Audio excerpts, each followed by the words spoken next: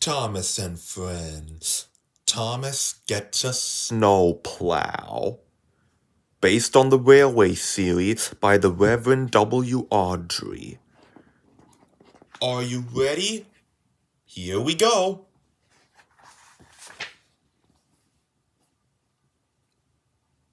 Early one winter morning, Thomas rolled out of his shed to check the weather. It had snowed a little each day all week. It wasn't snowing just then, but the sky was gray and threatening. Looks like we're gonna have to get out your snowplow soon, Thomas, said his driver. Thomas was a really useful engine, but he did not like wearing a snowplow. No, he said with a frown. I'm fine just the way I am. Besides, my branch line was clear yesterday. I don't need a snowplow. It's not even snowing. But Thomas, said his driver, your snowplow will help you be really useful. Why don't you want to use it? Snowplows look silly, Thomas grumbled. The other engines will laugh at me. Well, that may be, but snowplows help engines stay safe in the snow, 'cause without one, they can get stuck. So snowplows are important. But I know Thomas doesn't like wearing them, but he must in order to stay safe. His driver looked up at the cloudy sky and back down at Thomas. Well, it isn't snowing yet, he said. Maybe you won't need your snowplow today after all. But you haven't used it since last winter, and we need to make sure it's still in working order. So, you're gonna have to try it on. All right, Thomas grumbled reluctantly. When he saw the snowplow, Thomas felt like steaming away. He really didn't want to put it on, but he had agreed. So, with a few turns of a screw and a few twists of a bolt, Thomas had a snowplow attached to his front. There now, said his driver. It fits perfectly. Just then, James and Henry pulled out of the shed and saw Thomas. Ha! Look, Henry, said James. Thomas is wearing a snowplow. It looks like a tin can. The two engines chuckled and chortled. It's not even snowing. I wouldn't need a snowplow in this weather, Henry said. I'm big enough to get through plenty of snow without one. Looks like Thomas is right. The other engines did laugh at him. Thomas blushed and looked down. Please take it off, he whispered to his driver. All right, said his driver kindly. But we may need to come back for it, he added, with another nervous glance at the sky. When Thomas started out, there was some snow on the ground, but the tracks were clear. He didn't need a snowplow at all. Not now, he doesn't, but he might later. His first stop was at a small station by an inn. As Thomas was pulling up, it started snowing lightly. The innkeeper hurried out to unload supplies. Mighty cold weather we're having, Thomas, he said. I'll need these extra blankets for my guests. Beep beep, and Thomas was off again. Thomas's next stop was at the general store, where he had a large delivery to make. "Thank you, Thomas," said the owner of the store. "With this weather, I can never have enough snow shovels, hats, and mittens. My customers will be very happy." Thomas smiled, peeped a farewell, and was on his way once more. By the time Thomas made his last stop, it was snowing hard. The trip home was very difficult.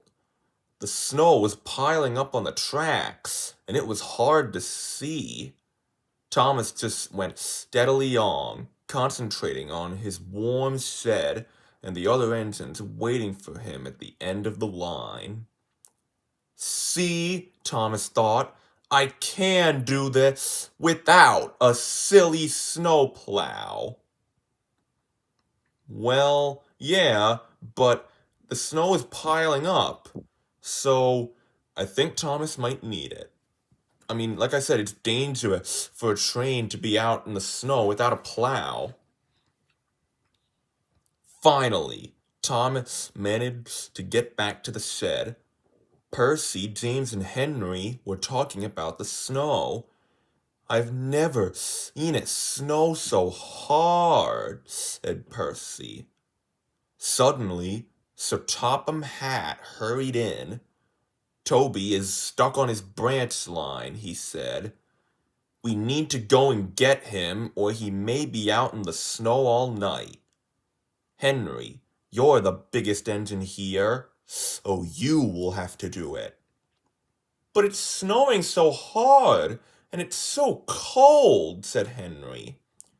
Sir Topham Hatt gave Henry a stern look. Henry quickly changed his mind and said, "But I am faster than Percy, James, or Thomas, and I'm big enough to get through this snow without a snowplow."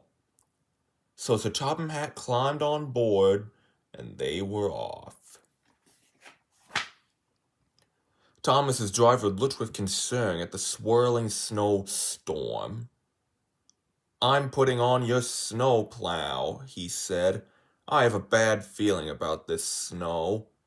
So with a few turns of a screw and a few twists of a bolt, Thomas had his snowplow on again. Just then, the engine saw a strange sight. It was hard to tell in the thick snow, but it looked like Henry backing up into the yard. "Oh dear, looks like Henry got stuck in the snow." He said he didn't need a snowplow, but even big engines do. 'Cause like I said, engines can get stuck in the snow, and it looks like that's what happened to Henry. "I couldn't make it," Henry steamed as he came closer. "The track was covered in snow. I almost got stuck. I could barely back out."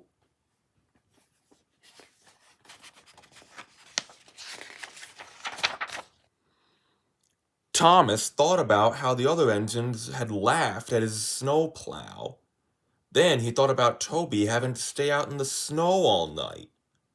"Sir, with my snowplow I can do it," Thomas said.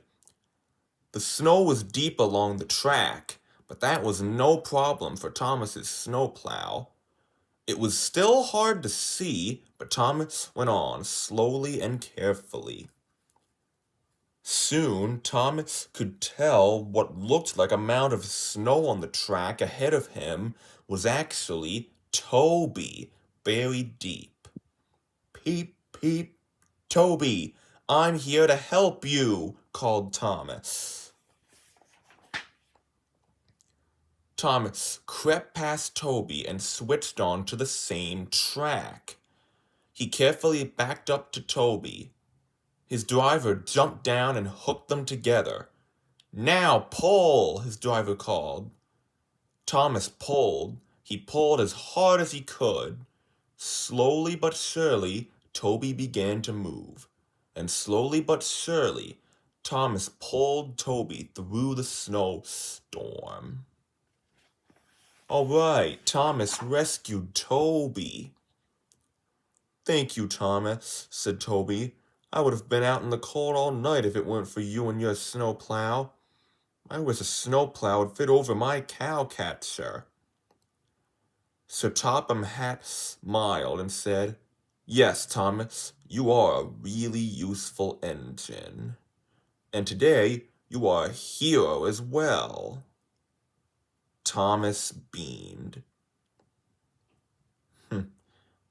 Looks like now Thomas knows his snowplow is useful. It sure is. For once, he was happy to be wearing his snowplow. No one could see him blushing. The end. I hope you enjoyed the story.